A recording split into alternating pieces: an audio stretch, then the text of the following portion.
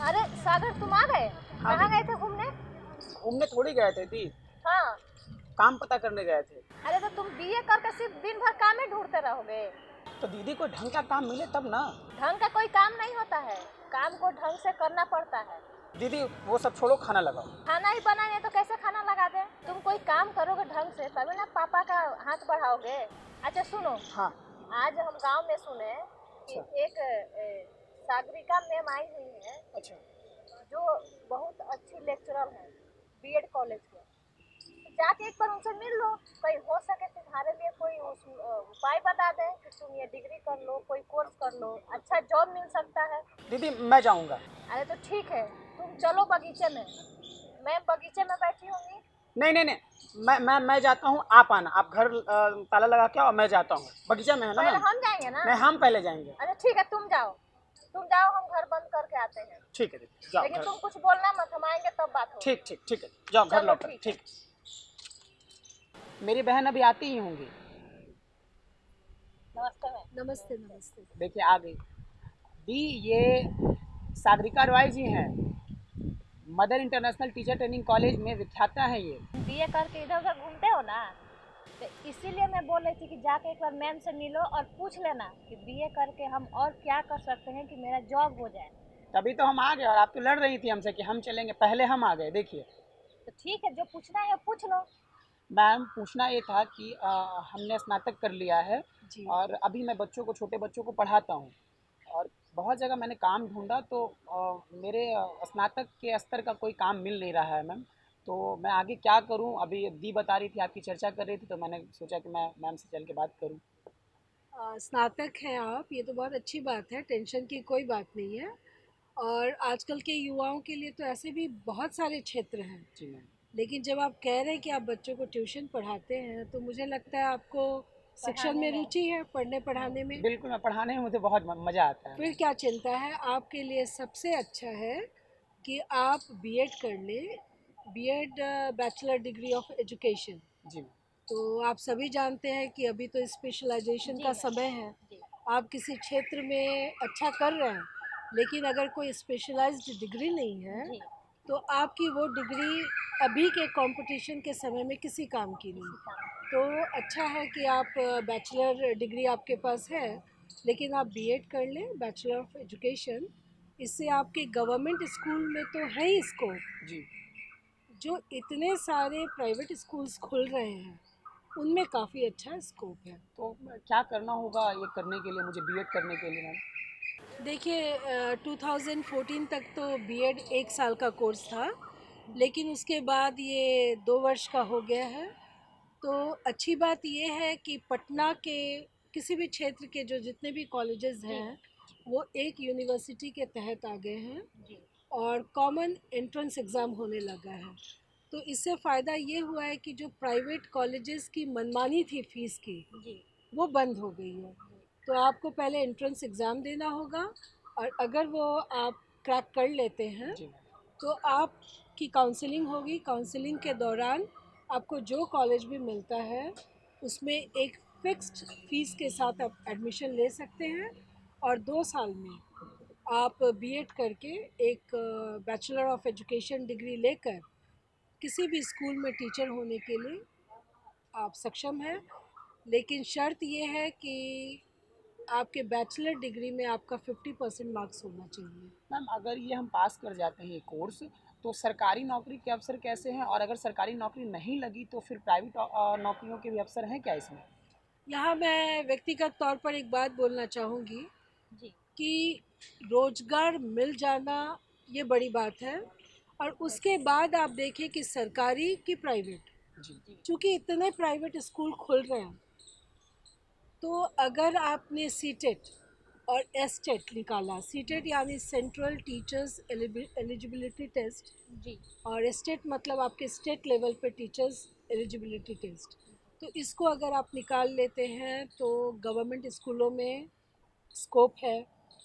Government school में ये है कि आपको एक सेटिस्फैक्शन है कि हमारी नौकरी जो है सुरक्षित है, जी लेकिन उसमें धीरे धीरे सैलरी बढ़ेगी, लेकिन बढ़ेगी। जी और अगर आप नहीं निकाल पाते हैं, फिर भी आप बीएड हैं, अच्छे मार्क्स के साथ हैं, तो आप प्राइवेट स्कूल ज्वाइन कर सकती हैं। जी वहाँ पे एक शर्त होती है कि आपको बाइलिंगुअल होना पड़ेगा, जी यानी हिंदी और अंग्रेजी दोनों दोनों पे कमांड होनी चाहिए। तो खैर ये सीखा जा सकता है। जी और उसके बाद आपके जब एक्सपीरियंस हो जाएंगे तो प्राइवेट स्कूलों में जो बड़े बड़े स्कूल हैं जी उसमें आपकी जगह बनती है, और उसमें फिर सैलरी बहुत जल्दी जल्दी बढ़ने का एक रास्ता रहता है। मतलब योग्यता के अनुसार इसमें सैलरी इंक्रीजमेंट हो सकता बिल्कुल है। बिल्कुल, जी योग्यता और एक्सपीरियंस, अनुभव।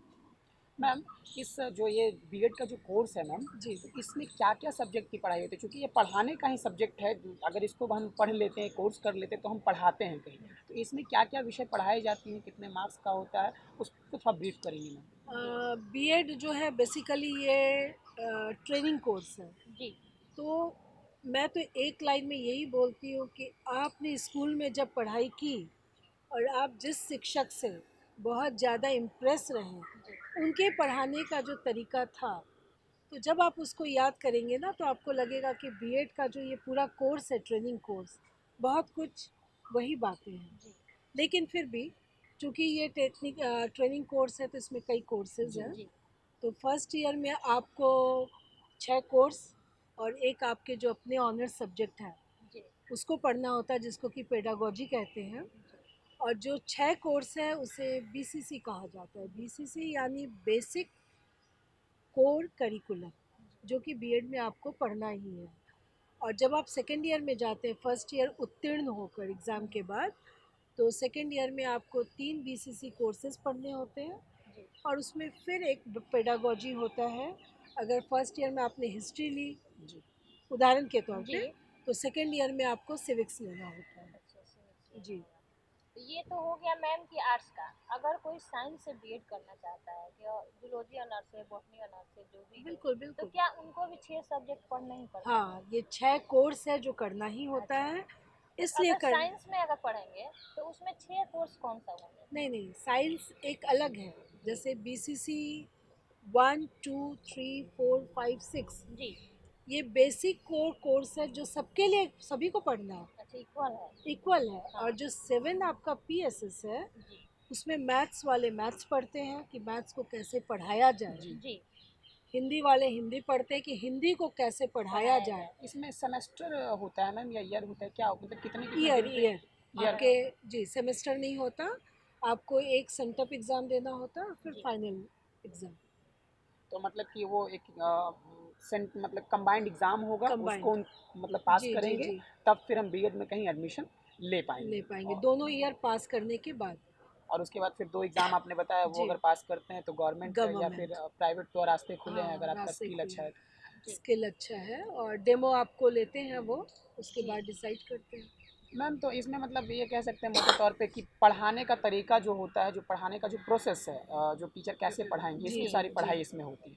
मैम और कौन कौन से रास्ते हैं, ये तो पढ़ाने का है, ऐसे अगर मान लिया बीएड कोई करता है तो इसके अलावा भी और कोई जॉब अपॉर्चुनिटी है कि कहीं और कोई स्किल इसके साथ कुछ डेवलपमेंट हो सकता है या फिर? देखिए, सबसे अच्छी बात तो है जी कि व्यक्ति नौकरी ना करके निर्माण करे। जी तो अगर आप बैचलर डिग्री आपके पास है और बीएड आप कर चुकते जी हैं, तो सबसे बढ़िया है कि हायर डिग्री में जाया जाए। जी आप बीए के बाद एमए करें, एमए के बाद एमएड करें, एमएड यानी मास्टर ऑफ एजुकेशन। एमएड के बाद अगर आप नेट या पीएचडी कोई भी एक कर लेते हैं, तो आप लेक्चरर बन सकते हैं। लेक्चरर बन सकते दूसरी ओर, आप जब ये कर लेते हैं तो आप अगर अपना स्कूल भी खोलते हैं, हैं। जी तो ना सिर्फ आप निर्माण करते हैं, जी बल्कि अपनी तरह के कई टीचर्स को नौकरी दे जी पाते हैं। बिल्कुल जी मैम। तो इससे अच्छी बात कुछ नहीं होती। मैम ठीक है। बीएड और एमएड में क्या अंतर है और क्या उसके फ़ायदे क्या हैं, और जैसे कि बीएड करने के बाद वो जी, किस स्तर को पढ़ा सकते हैं, एमएड करने के बाद वो किस स्तर को पढ़ा सकते हैं? बीएड करने के बाद आप स्कूल में जी हायर प्राइमरी जी और सेकेंडरी लेवल को पढ़ा सकते हैं। अगर आपके एमए की डिग्री है और आप बीएड हैं तो आप 11-12 को भी पढ़ा सकते हैं। और अगर आपके पास बीए की डिग्री है, बीएड की डिग्री है, तो आप एमएड कर लें अगर मास्टर इन एजुकेशन, तो आप लेक्चरर बन सकते हैं। जैसे कि मैं हूँ, मैंने हिंदी में मैं एमए की हूँ, फिर मैंने एमएड की और अब मैं लेक्चरर हूँ।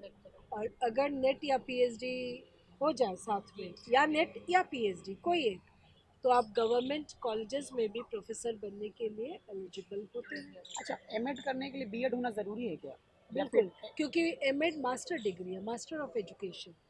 तो पहले आप स्नातक होंगे तब ना पोस्ट ग्रेजुएट होंगे। मतलब जैसे कि कोई ग्रेजुएट किए हुए है कोई, जी, और वो एमए भी किए हुए है, अगर वो बीएड करना चाहता है, एमएड करना चाहता है, तो उसको फिर से बीएड करना होगा? पहले बीएड, क्योंकि बैचलर ऑफ एजुकेशन, तब MEd, master of education. Education जो है, शिक्षा कैसे कराई जाए, इसकी बैचलर डिग्री है बीएड और मास्टर डिग्री है एमएड। मैम एक कन्फ्यूज़न है, जी जैसे कि ग्रेजुएशन होने के बाद बीएड किसी ने कर रखा है, जी, उसके बाद उसको एमएड करना है, तो उसको अलग से एमए करना होगा कि उसी बीएड की डिग्री के साथ वो एमएड कर सकता है? नहीं, एमए के साथ, तो एमए उसको चाहिए। एमए किसी भी एमए, सब्जेक्ट में जी करना होगा, जी जी जी, यानी कि बीएड, उसके बाद फिर वो एमए करे, फिर एमएड करे। तभी उसका फ़ायदा है। और अगर वो नेट है तो और बेहतर है उसके लिए। नेट है तो फिर तो वो गवर्नमेंट में प्रोफेसर बनते हैं।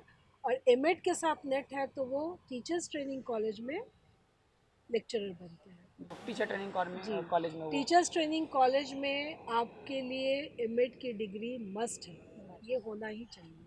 मैम जो गांव के स्कूल हैं, जो जी 5 क्लास है, सिक्स जी जी, क्लास है, उसमें किस तरह के टीचर्स पढ़ाते हैं? क्या वो भी बीएड किए हुए हैं या ऐसे सिर्फ बीए करके पढ़ा रहे हैं? जो क्लास 1 to 5 के टीचर हैं जी उन्हें बीएड की आवश्यकता नहीं है, जी लेकिन फिर भी बहुत सारे कोर्सेज़ हैं, मॉन्टेसरी कोर्स वगैरह। तो जब वो करके वहाँ पे जाते हैं, 1 to 5 को पढ़ाते हैं, तो सारे सब्जेक्ट पढ़ाते हैं। फिर उनका कोई स्पेसिफिक नहीं होता नहीं कि एक ही सब्जेक्ट, क्योंकि जी वो मदर टीचर कहलाते हैं। वो सारे सब्जेक्ट पढ़ाते हैं। और आजकल तो प्राइवेट स्कूलों में 1 to 5 के बच्चों के लिए मेल से ज़्यादा फीमेल को प्रेफरेंस दिया जाता है। और एक जी मदर टीचर का नाम ही दे दिया गया है। ऐसा माना जाता है कि फीमेल चूँकि कोमल होती है जी स्वभाव से, जी तो वो बच्चों का अच्छे से ख्याल रख जी पाएंगी। तो एक साथ में कोई भी टेक्निकल कोर्स कर लेना अच्छा ही रहता है। जी मैम, तो आप जैसा बता रहे थे कि ये पढ़ाने वाला पढ़ाई है, मतलब इसमें पढ़ाने के तरीके या जी कैसे जी, पढ़ाते हैं वो ट्रेनिंग है। बताया जाता है। तो क्या इसमें प्रैक्टिकल के तौर पे या इस कोर्स में ये भी है कि आप कुछ टर्म के लिए, चूँकि पढ़ाने की पढ़ाई है, तो जब तक पढ़ाने का उसको एक लहजा मौका नहीं, लहज़ा नहीं मिलेगा, ये चीज़ें नहीं मिलेगी, तो जी इस कोर्स में तो कुछ तो होगा ना कि पढ़ाने की कुछ अवधि तक पढ़ाने के लिए भी सिखाया जाता होगा, कहीं पढ़ाने के लिए बताया जाता बिल्कुल, होगा? बहुत अच्छा प्रश्न है। जी और ये कह दूँ कि बीएड अगर आपने पूरे कोर्स को कर लिया, जी लेकिन आप स्कूल में प्रैक्टिस टीचिंग आपने नहीं की, नहीं जैसे फर्स्ट ईयर में 1 महीने की होती है प्रैक्टिस टीचिंग जी और सेकेंड ईयर में 4 महीने की। जी तो इसमें आप जहाँ आपका कॉलेज है, वहाँ के आसपास के गवर्नमेंट स्कूलों को जी परमिशन लिया जाता है बीडीओ से, ताकि वहाँ जाकर जो प्रशिक्षु टीचर है, जो ट्रेनिंग ले रहे हैं, वो बच्चों को पढ़ाए। जी और खासकर 9-10 क्लासेस दिए जाते हैं। लेकिन अगर आप वहाँ पढ़ाने जा रहे हैं और किसी भी क्लास में खाली है, टीचर नहीं है, और आपको कहा जा रहा है जी कि जाके पढ़ा दीजिए, जी तो इनकार नहीं करनी नहीं चाहिए, करनी चाहिए। पढ़ानी चाहिए। और इसमें एक ख़ास बात ये है कि आप पढ़ाने से पहले अपना लेसन प्लान बनाते हैं, जिसमें आप कौन सा सब्जेक्ट, जी कौन सा टॉपिक, किस किस तरीके से पढ़ाएंगे, क्या आप लेक्चर देंगे, क्या आप चार्ट पे बना कर ले जाएंगे, क्या मॉडल बना के ले जाएंगे, ये आप लेसन प्लान पहले ही तैयार कर लेते हैं। जी और फिर उसे लेकर जब अगले दिन जाते हैं कक्षा में, तो एक तो है कि आपका कॉन्फिडेंस रहता है कि आपकी तैयारी जी। है। जी दूसरा, आप जो चार्ट पेपर वगैरह बनाकर ले जाते हैं, इससे कोई भी इम्पॉर्टेंट पॉइंट छूटता नहीं है जी और बच्चे लाभान्वित होते हैं। जी मैम, इसमें एक और सवाल है मेरा कि जैसे कि हम लोग बहुत रोचक तरीके से पढ़ते हैं, हमको गांव के विजय सर या अग्रवाल सर याद है, बहुत जी रोचक जी तरीके से पढ़ाते हैं, आज तक जहन में उनकी जी चीज़ें जी हैं। जी तो रोचकता से पढ़ाने का भी इसमें कुछ कोर्स में कुछ ऐसा रहता है या फिर ऐसा कुछ तो रहता होगा ना, क्योंकि पढ़ाने वाली पढ़ाई है। तो अब मुझे इस सब्जेक्ट की जानकारी नहीं है, क्योंकि मैंने किया नहीं है। तो कुछ तो रहता होगा ना, रोचक तरीके से पढ़ाएं, क्या ऐसा भी कुछ इसमें रहता है?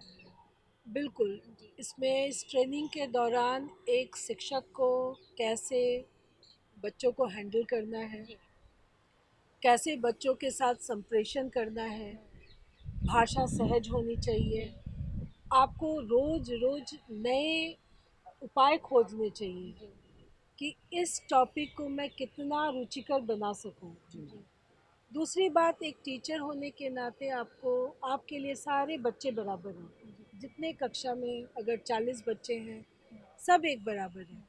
तो आपको देखना है कि कोई बच्चा निगलेक्ट ना हो, जी कोई बच्चा अछूता नहीं रह जाए।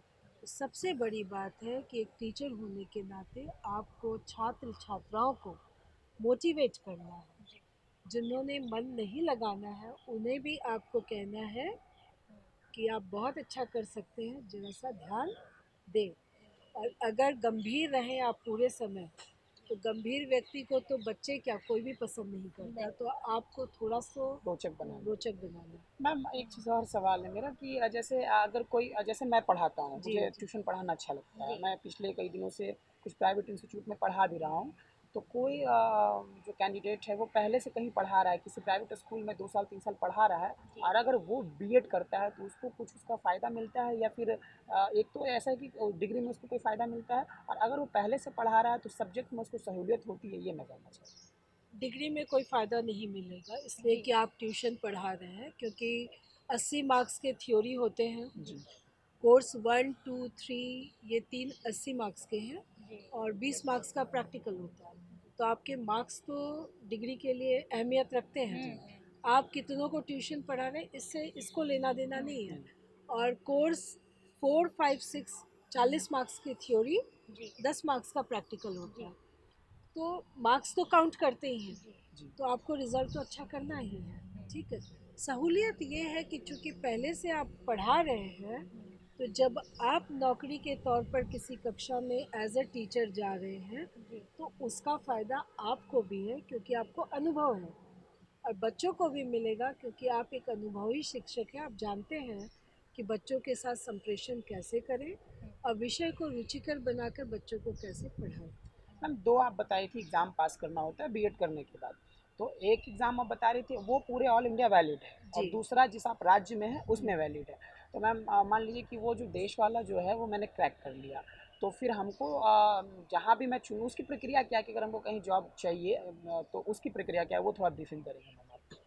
आपके एक तो मार्क्स ग्रेजुएशन में क्या थे, बीएड में क्या है, ठीक है, और सीटेट आपने निकाल ही लिया, तो उसके बाद इंटरव्यू बेसिस होता होगा, जी उसमें बहाली होती है। तो जब वैकेंसी निकलेगी हम्म, और आपका उसमें बुलावा आएगा, तो आप ज्वाइन करेंगे। अब वो अपने हिसाब से सरकार आपको कहाँ देती है, वो कहाँ आपकी योग्यता पे मिलता है, निर्भर करता है। किस गांव में, ज़रूरी नहीं कि आप जहाँ रहते हैं वहीं हो, जी दूसरा गांव दूर भी हो सकता है ना। तो वो नौकरी आपको मिलेगी उस पे है। जी। मैम जाते-जाते आप हमारे दर्शकों को क्या संदेश देना चाहेंगे?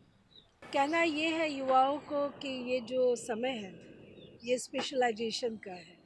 तो जिस भी क्षेत्र में आप जाते हैं, अगर आप उसके स्पेशलिस्ट नहीं हैं, तो आप कंपटीशन से पीछे हो जाते हैं। तो स्पेशलिस्ट तो होना ही है, और फिर अगर सहूलियत हो, सरकार से मदद मिले, अपनों से मदद मिले, निर्माण ज़रूर कीजिए, और अपने साथ साथ 4 5 और युवाओं को लेकर आगे बढ़िए। बहुत बहुत धन्यवाद मैडम, आप गांव घर कार्यक्रम में आई और हमारे दर्शकों को बहुत अच्छी अच्छी बातें बताई, और रोजगार की संभावनाओं को लेकर के बात की, इसके लिए बहुत बहुत धन्यवाद आपका। धन्यवाद, बहुत बहुत धन्यवाद। तो प्यारे दर्शकों, आपको ये कार्यक्रम कैसा लगा? अगर कोई मैसेज और सुझाव देना है तो हमारा पता नोट कीजिए। हमारा पता है गांव घर दूरदर्शन केंद्र, पटना फ्रेजर रोड 8 लाख 1, और हमारा ईमेल आईडी है directorddkpatna@gmail.com। और इसी के साथ हमें और हमारी पूरी टीम को दीजिए इजाज़त, और एक प्यारे से लोकगीत का आनंद उठाइए। तब तक के लिए नमस्कार।